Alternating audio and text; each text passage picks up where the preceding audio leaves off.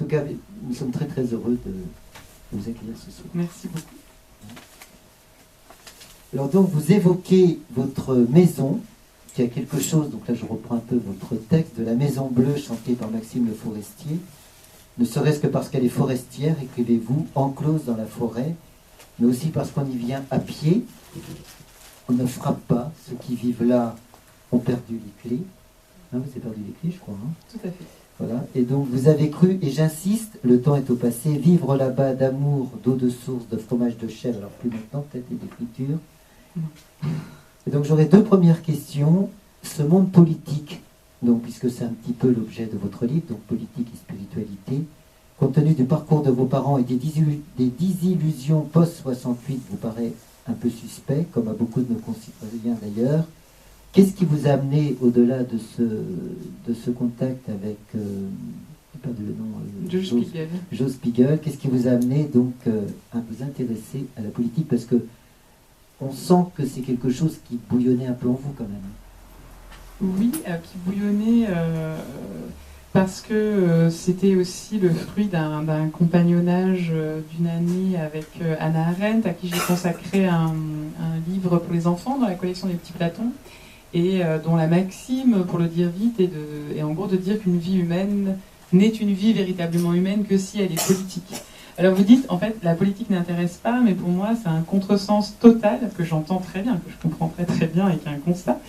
C'est un contresens parce qu'en fait, justement, ce que j'essaye de développer dans ce livre et ce que je découvre moi-même au contact de cet homme politique qui est venu me chercher dans ma carrière, là, au contact d'Hannah Arendt, au contact de mes propres expériences de vie, c'est que, en fait, l'espèce humaine est une espèce politique par essence. Et il me semble que ce qui est intéressant aujourd'hui, c'est de se dire... ce qui m'a intéressé dans la rencontre avec Joe Spiegel, ce qui m'a intéressé dans ce livre, et j'essaye de déployer, c'est toutes les analogies qu'il y a entre les malentendus qu'il peut y avoir sur le christianisme et les malentendus qu'il peut y avoir sur la politique. C'est-à-dire, vous dites la politique n'intéresse pas, comme on peut dire la religion n'intéresse plus non plus. On est bien d'accord, a priori. Un peu plus, je pense quand même. Ça dépend des milieux que vous fréquentez. Vous, forcément, vous rencontrez des gens intéressés par la religion parce qu'ils franchissent le seuil de votre librairie. Donc c'est déjà forcément un signe. Mais si vous dépassez ce cadre-là et que vous allez dans le bistrot d'à côté et que vous demandez qui est intéressé par la religion, les gens ne lèveront pas plus la main à cette question-là que qui est intéressé par la politique. Je pense même que c'est peut-être l'inverse.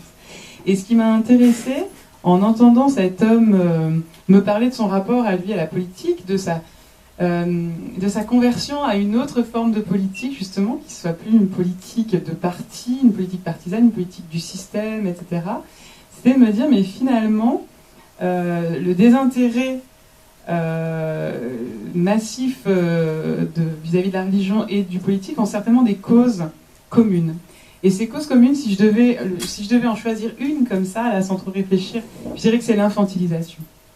C'est-à-dire qu'en religion comme en politique, on a fabriqué des systèmes qui tendent à infantiliser. Et je crois que les gens, à la fois, on est très paradoxaux là-dessus. Je vais parler de moi, parce que j'écris en jeu, alors je vais essayer de parler en jeu aussi. Je suis très ambivalente là-dessus. Moi, j'adore me laisser infantiliser parce que je vois bien que c'est quand même toujours plus simple quand quelqu'un d'autre prend la décision à ma place. Ça m'évite ensuite d'avoir un sentiment de responsabilité, voire de culpabilité. Je veux dire, ça va loin, jusqu'au resto, je vais laisser mon mari choisir à ma place, comme ça, si c'est pas bon, je pourrais lui dire, pourquoi t'as choisi ça? C'est parfait, ça, il n'y a rien de plus sournois. Mais en même temps, du coup, c'est toujours une façon d'attendre de l'autre qu'il prenne ses responsabilités, puis les miennes au passage aussi. Il y a quelque chose de confortable à ça. Et en même temps, j'ai l'impression qu'on arrive à un sursaut où on se rend compte qu'à être tout le temps dans la délégation, c'est-à-dire de croire que c'est le pasteur ou le prêtre qui va me dire qui est Dieu, ou que c'est l'homme politique qui va me dire quel est le programme qui va sauver la planète.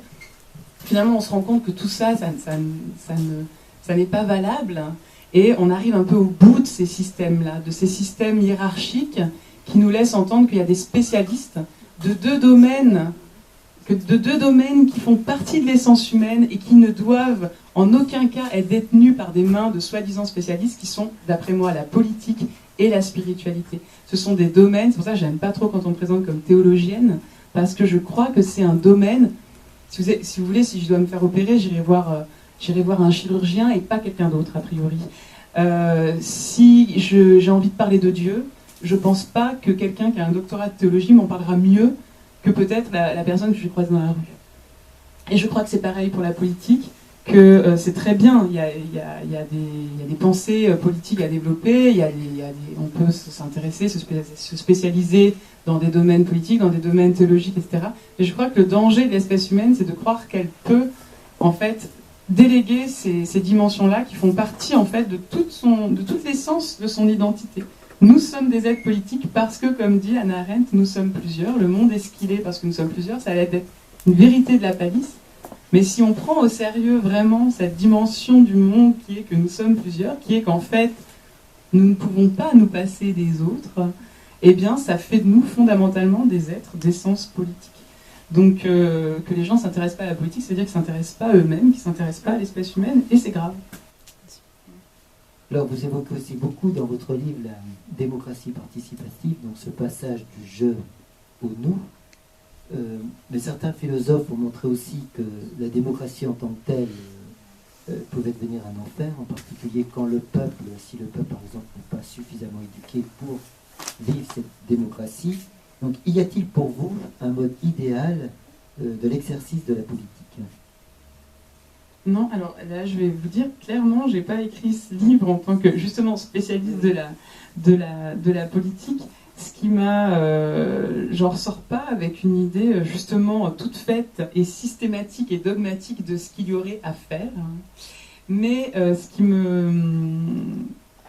me touche malgré tout dans la démarche de Joe Spiegel, qui est effectivement une des figures politiques françaises locales pour nous en Alsace, de la démocratie participative, c'est justement ce parallèle que je fais avec ma lecture de la Bible, et notamment quelque chose dont je parle déjà dans l'autre Dieu, qui est le Tzimtzum, ce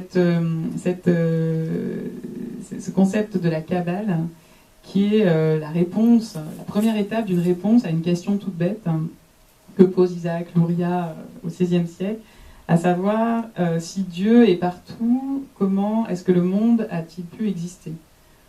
Il n'y a que les juifs pour se poser des questions comme ça, elles sont très très pertinentes. Parce que si Dieu est partout, comment est-ce que quelque chose d'autre que Dieu peut arriver, quoi, voilà. Bon.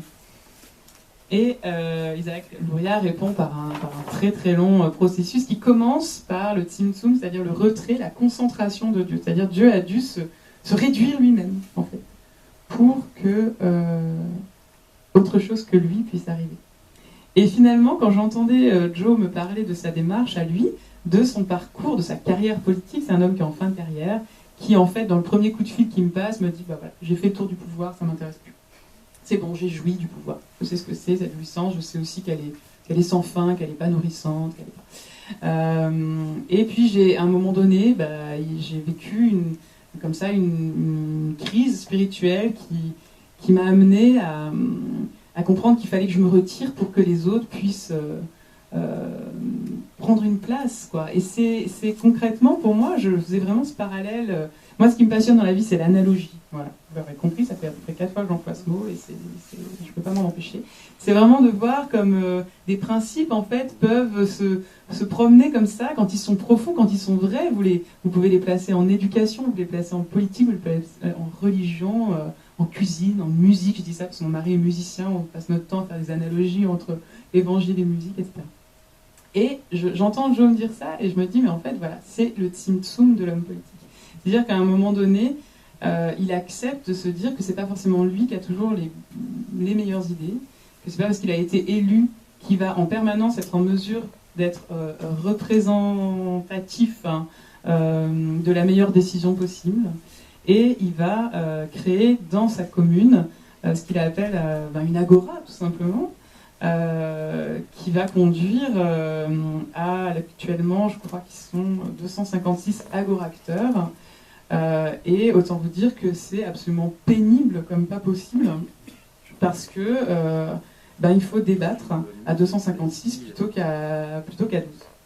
Et c'est une aventure de l'inconfort le plus complet, et qui a à voir avec moi, avec cette difficulté que nous avons en tant qu'humains à déléguer, ce modèle très français d'ultra-spécialisation qui nous conduit dans l'illusion que certains savent mieux que nous, ou que si je suis cet élu, je sais mieux que l'autre. On ne peut pas continuer en politique à considérer les citoyens comme des enfants, c'est pas possible. Alors je ne sais pas quel modèle est-ce qu'il faut inventer. Ça m'a fait sourire d'entendre les échos comme ça des nuits debout récemment, parce que je trouvais, sans avoir un avis arrêté et définitif sur la question, mais j'entendais Olivier Py dire tout haut ce que je pensais tout bas dans ma cuisine pendant qu'il parlait sur France Culture, dire mais peu importe, les récupérations, etc. Il y a quelque chose de beau qui est qu'enfin les gens comprennent que la question politique fait partie de leur vie, en fait, tout simplement, et qu'ils débattent, qu'ils essayent, ça conduit peut-être à rien, mais ça conduit au moins à une conscience de... Moi, je crois pas que ça conduise à rien, la parole ne conduit jamais à rien, en fait. C'est cet échange possible, c'est aussi retrouver l'art de la disputatio. Ça, c'est vraiment une science, un exercice qu'on a tout à fait perdu. Aujourd'hui, on est dans une société de l'affect, où tout ce qui va être médiatisé doit être attisé, doit être tissé de passion. Voilà, il faut toujours qu'il y ait de la passion, quoi. C'est-à-dire, vous êtes journaliste, vous invitez 2 personnes, l'idéal c'est qu'à un moment donné, elles se crachent un peu sur la figure, parce que ça va faire de l'audience. Et on a perdu cette capacité d'adulte à accepter de ne pas être d'accord et que ce soit pas tout de suite un drame personnel, quoi. On peut ne pas hausser le ton, on peut... Voilà, moi j'apprends ça en atelier philo à des enfants de CP. Je fais vraiment du préventif là-dessus quand je leur demande de quelle pensée ils se sentent le plus proches et qu'ils vont tous vers leurs copains, à essayer de distinguer, aimer et être d'accord, c'est pas la même chose, quoi. Et ben en fait, c'est difficile d'apprendre ça à des enfants parce que même nous, leurs parents, on n'en fait plus, on n'éprouve plus ça, en fait. Donc oui, moi, je trouve positif que les gens se rencontrent et essayent de retester la disputatio publique, et ça m'intéresse. Vous me posez la question du modèle. Moi, je ne sais pas ce qu'est un modèle, en fait, mais je vois en tout cas qu'il y a un frémissement de quelque chose, peut-être d'une envie de grandir un petit peu quand même. Moi, ce qui me frappe beaucoup, c'est que on voit aussi que la spiritualité, le risque de la spiritualité, justement, c'est de nous sortir du monde, c'est-à-dire finalement, peut créer aussi un repli identitaire. Oui.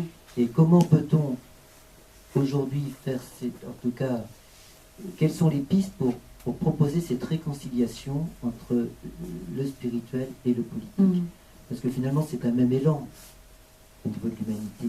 Oui, moi je suis d'accord pour dire que c'est un même élan, c'est un élan qui demande de sortir de soi, justement. Alors qu'effectivement, ce qui est inquiétant par moment, on dit des fois, oui, il y a un retour au religieux et tout ça. Alors moi, je l'entends d'une bonne et d'une mauvaise oreille. D'abord, si c'est un retour au religieux dans le sens du système dogmatique, etc., je pense que c'est pas une bonne nouvelle, et ça c'est quelque chose qu'on peut voir malheureusement dans toutes les religions confondues. Ensuite, l'autre travers, c'est le développement personnel, c'est-à-dire aller chercher une parole de développement personnel, etc. Et effectivement, moi, ça m'a posé une petite, un petit moment d'angoisse quand je travaillais sur ce livre, parce que je savais pas où j'allais. Quand j'ai commencé, j'y suis allée. J'ai fait un constat assez terrible qui m'a gênée, de me dire, mais est-ce que le christianisme n'est pas le grand responsable de l'individualisme, en fait? Parce que c'est vraiment la